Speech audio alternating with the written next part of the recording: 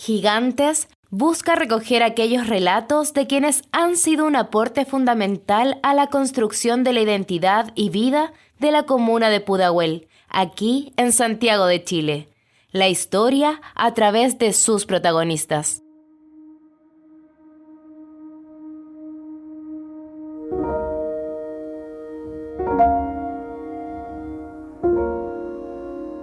La verdad, hijo, de que mi propósito, mi idea, no van a cambiar nunca.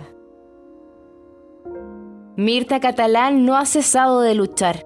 A 50 años de lo que fue uno de los golpes de Estado más sangrientos de Latinoamérica, esta curtida militante ha sabido canalizar todos sus sentimientos en seguir denunciando lo vivido, pero también ocupa sus fuerzas para continuar trabajando y revalorizando una de las experiencias más enriquecedoras en plena dictadura, los comedores infantiles.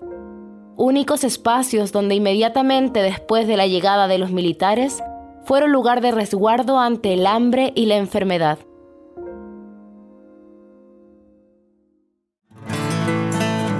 Porque la historia la escriben las y los grandes. Pequeños gestos que construyeron la identidad de nuestro Pudahuel.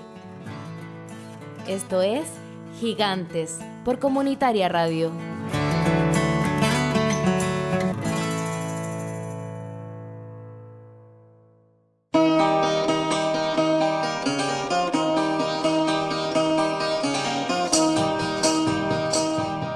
En los primeros años de Allende, los obreros lloraban.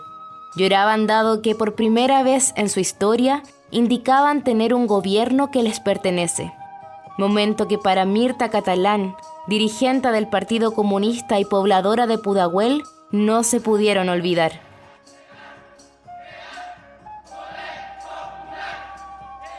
La esperanza de un mundo mejor en cada retina de los millones de trabajadores y trabajadoras que vivieron esa época y que son reflejados en los relatos de aquellos que aún persisten en la búsqueda de ese tan anhelado sueño. Allende era la esperanza. Fue la esperanza y fue la alegría, que fue muy corta, desgraciadamente. Queríamos sentirlo, que estuviera con nosotros, que fuera nuestro. Y qué alegría más grande cuando salió. Pero yo nunca me había concentrado en ver la alegría que se produjo cuando él salió. Los hombres lloraban de contento. Las mujeres lloraban. Pero hubo alegría, una alegría muy grande. Un cambio maravilloso. Donde a la mujer se le tomó en cuenta, donde los colegios tenían buena leche, donde la mamá tenía buena leche. Se empezó a organizar el pueblo. Se empezó a organizar las mujeres. Se empezaron a organizar para cuidar este gobierno tan hermoso. Porque para mí, hasta ahora, yo creo que no hay ninguno como él. La alegría de los obreros. Ellos lo apoyaron. El obrero siempre estuvo con Allende. Nosotros las mujeres siempre estuvimos con él. Esas cosas son maravillosas que no se pueden olvidar. No obstante, todo parecía ir en contra de las aspiraciones de millones, donde unos pocos permanentemente buscaban boicotear el proceso. Sabotajes, mentiras y la aparición cada vez más recurrente del denominado mercado negro. Se descubrió que se encontraban acaparados 20 toneladas de azúcar, 400 cajas de confort, 500 cajas de detergentes, 100 cajas de... La clase obrera dio respuestas. Sin embargo, aquellos que estaban en contra de toda iniciativa popular encontraron la forma de desabastecer los suministros del gobierno, incluso a costa del hambre de centenares de familias. Momentos difíciles que solo venían a adelantar lo que se venía para después de ese fatídico 11 de septiembre de 1973. Vivimos con dificultades en cuanto a la alimentación, que se escondían, porque se escondían las cosas, se botaban las cosas. En el San Juan de la Guá botaban el azúcar a las 1, 2 de la madrugada. Los supermercados se echaban a perder las verduras. Se cerraron los supermercados, ya los negocios grandes ya no había. Ahí donde empezó a aparecer el famoso el mercado negro que le llamaban. Ahí empezó. El problema es de que había dinero, pero las cosas estaban escondidas. Porque la verdad que estaban escondidas. El problema es de que quién los escondía. Pero si usted se pone a pensar, pensamos en esos tiempos, los grandes capitalistas empezaron a esconder las cosas para poder hacer lo que hicieron después. Usted repagaba para comprar un tarro de Nescafé o un tarro de Milo. Y usted tenía que pagar el doble. Y eso no era justo, no podía ser, no tenía por qué ser. El motivo por qué empezaron a juntar eso, nosotros lo sabíamos. Nosotros sabíamos que esta cosa venía, porque estaban escondiendo las cosas. Entonces, la verdad de las cosas de que había que andar buscando, andando haciendo cola para poder conseguir algo, porque ahí apareció también la JAP, apareció en los campamentos, apareció en las poblaciones, ahí las vecinas, ahí se organizaban como delegadas de pasaje para poder tener mercadería. Entonces fue como un juego muy complicado y triste a la vez, porque aquí no se aporrió el rico, aquí no se aporrió el gran capitalista, aquí se aporrió el pueblo. La verdad de las cosas es que fue muy crítica, fue una angustia de desesperación de la gente. Y ahí empezó ya el famoso mercado negro.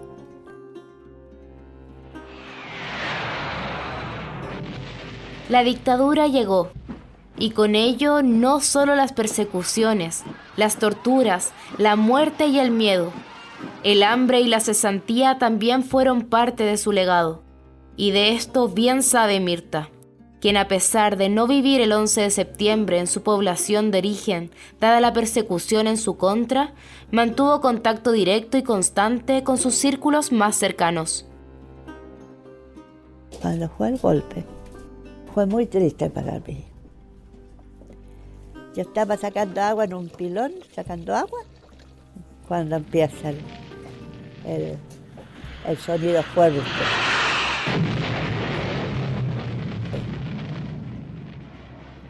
Los hombres lloraban, sentados en el suelo y lloraban los hombres. Y a uno de mis hijos le dije, este es un golpe. Ay, mamá, sí, hijo, porque yo sabía que estaba organizado. Nos preparamos para recibir este terrible golpe.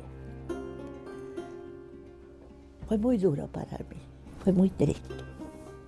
Yo era dirigente de secretaria política. Y antes de eso yo me fui de aquí. Yo vivía en el campamento Nueva Enriquén, me fui a vivir. Aquí me buscaban como la piedra más preciosa porque yo agarraba todo este sector como secretaria política del PC.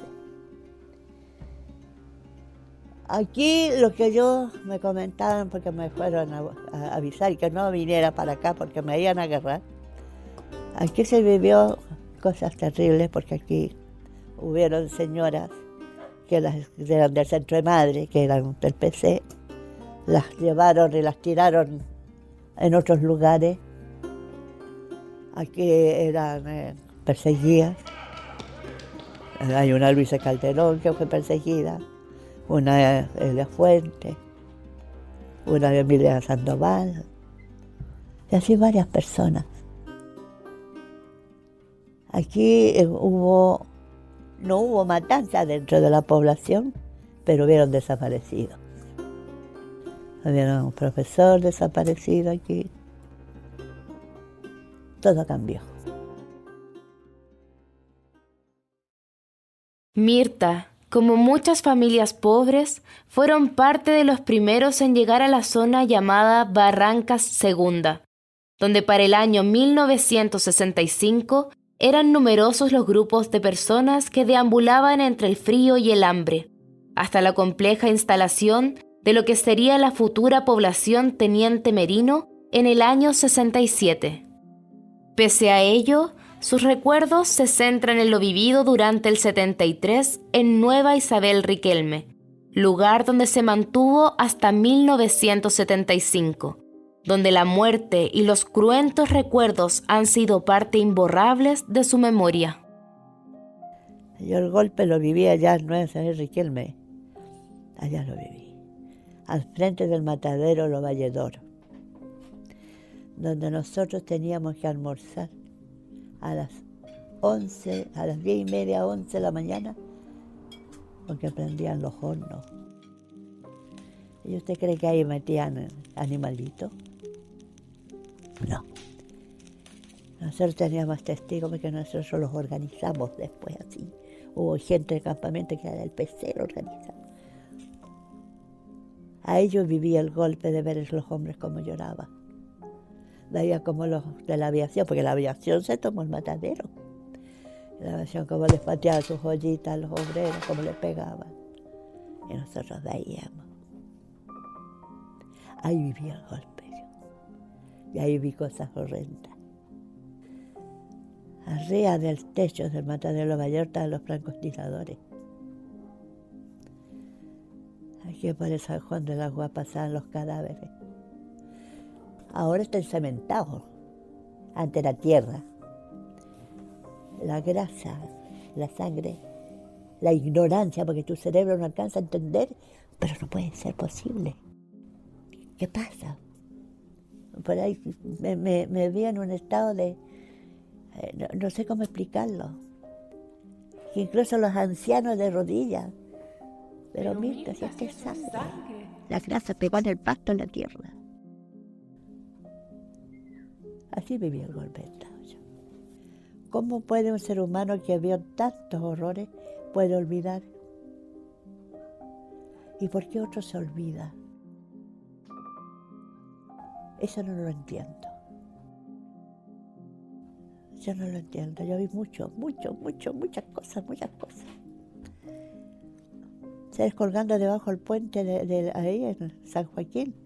Colgados, personas colgadas ahí. Las metralletas en la noche sonaban. La José María Caro, Lo Valledor, el puente Melipilla. Nosotros, yo me levantaba con los compañeros y íbamos a una parte donde había una caseta y veíamos que ya a las 1, 2, 3 de la mañana de toque y queda llegaban los jeeps llenos de cadáveres. Para después a las 12 del día prendían los hornos, donde sale ese humo macabro, hijo. Ahí donde se enfermaron mucha gente, se enfermó mi hijo, tuvo problemas terribles, su piel. Se morían los animalitos, se morían los pajaritos, todo se moría donde tú tenías que lavar dentro de las casetas porque ese humo macabro. Y hoy día no está. ¿Por qué lo sacaron? Porque las evidencias estaban en las paredes de los hornos. Pero ellos lo hicieron desaparecer. Ahí conocí horrores. Ahí conocí algo, es increíble. Mira para dónde me fui. Pero no lo puedo evitar, hijo. Ahí conocí ya en el cementerio metropolitano, resguardado por milicos. ¿Tú sabes lo que es una carreta con leña que se tira a granel? Así eran los cadáveres que había a los pies del cementerio metropolitano. Los compañeros sacaron un ladrillo, lo tapaba un árbol y aquí está, de todas las capas sociales, porque se veían las vestimentas, montones de cadáveres. ¿Puedo yo olvidar esa imagen? No la puedo olvidar. Y te lo prometo que mientras tenga lucidez, Mientras tenga vida, nunca voy a olvidar esto y siempre lo voy a decir.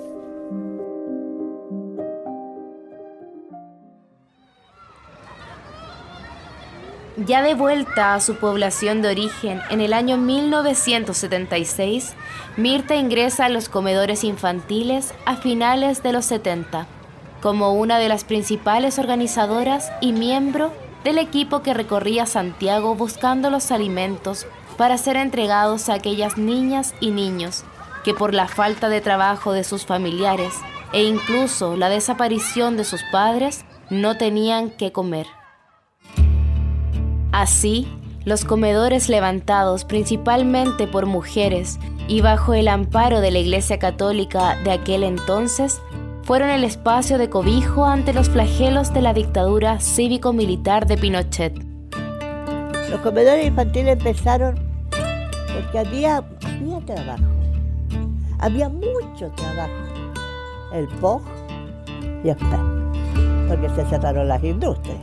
Y si había industria, era el mínimo. Las mujeres trabajaban limpiando las veredas, las calles. Yo trabajé en un colegio haciendo aseo en la sala. Pero así como hice también mis trabajos ahí. Pero muchas veces en las escuelas, en las grandes protestas. Y los comedores infantiles empezaron por eso, por la cesantía. Y de ahí de los comedores infantiles empezaron a salir los policlínicos, para las personas enfermas, y para los que también quedan llenos de perdigones cuando se salía a tirar propaganda, porque había que hacerlo, para poder sacar la bota. Los comedores infantiles se formaron por el hambre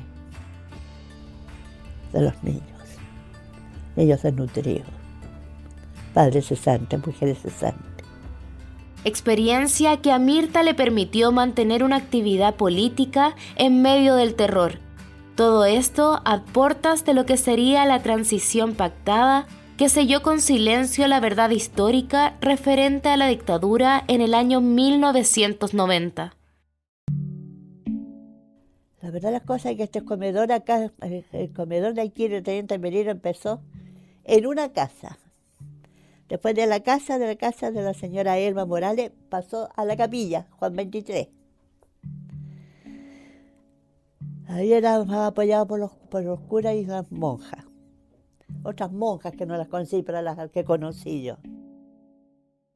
Después llegó la Junta de Vecinos, que es la que está ahí, que es Copiapó, que no era nuestra Junta de Vecinos. Nuestra Junta de Vecinos es donde están los señores carabineros. Esa era nuestra sede, equipada por Alianza por el Progreso. Teníamos de todo, piano, máquina de escribir, máquinas de coser, cocinas, todo. Y yo entré por el comedor infantil por la necesidad y la enfermedad de mi hijo. Mujeres que se organizaban, mujeres que amasaban, mujeres que cocinaban, mujeres que nos organizábamos, salíamos todos tres en un carretón a buscar verduras a las chacras, ir a pedir con una credencial a la feria, íbamos a La Vega. Fue bonito, porque no nos pagaban, era la comida, pero sí los pagaban los niños. Gracias, tía. Estaba rica la comida. ¿Qué mejor pago? Había otra señora que hacía la leche, o sea, Lucía, la leche para los desnutridos. Eso era otro alimento. Y todo esto lo daba la zona. Allá lo daba. La harina, el azúcar, esta semilla, que no me acuerdo cómo se llama, que se daba con la leche, el arroz, los porotos. Una vez a la semana llegaba el pescado aquí en la Luis Belterán. Allá andamos. Nosotros éramos las que acarreábamos y las señoras que estaban aquí eran las que cocinaban.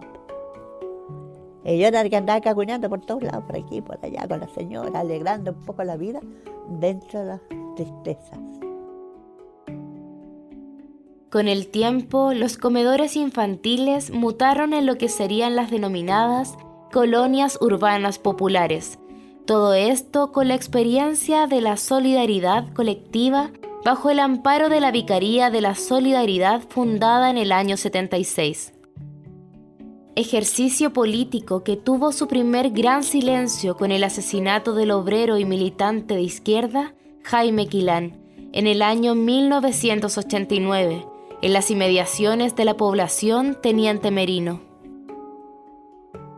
A pesar de ello y con todo lo que significó, las tías de la cocina, como se les conoció, fueron una pieza fundamental en los inicios de la lucha contra la dictadura, donde desde pequeños rincones de las poblaciones combativas del sector poniente de Santiago hicieron historia, entregando todo lo que estuviera a su alcance para acabar con el hambre que se vivía en aquellos tiempos, experiencia que Mirta Catalán recuerda con mucho cariño. Yo creo que de todos los comedores infantiles, yo tengo mucho que agradecer. Mucho, mucho, mucho. Y yo creo que todas las mujeres que participamos en ese tiempo tienen mucho que agradecer. Donde hubieron mujeres que nos enseñaron a reconocer que somos personas que valemos mucho. Porque ya no era tanto el alimento, sino que había que esos niños que estaban, había que prepararlos psicológicamente, sacarlos de ese mundo de tristeza, enseñarles los derechos. Ahí viene a conocer los derechos del niño.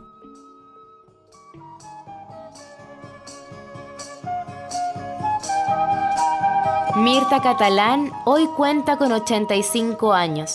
Continúa viviendo en la misma casa donde habitó desde 1976 tras regresar a su población de origen.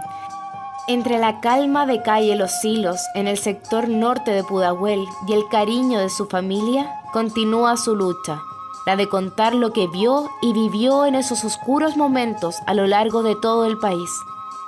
Este es un homenaje a aquellas mujeres que se plantaron contra la tiranía, siendo las primeras en levantar cabeza y dar respuesta al hambre y la cesantía.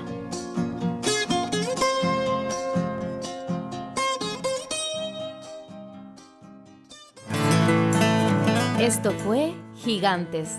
Puedes seguirnos en nuestras redes sociales y conocer nuestro contenido, hecho por y para los habitantes de Pudahuel. Lo escuchaste por Comunitaria Radio. Somos comunidad, somos comunicación.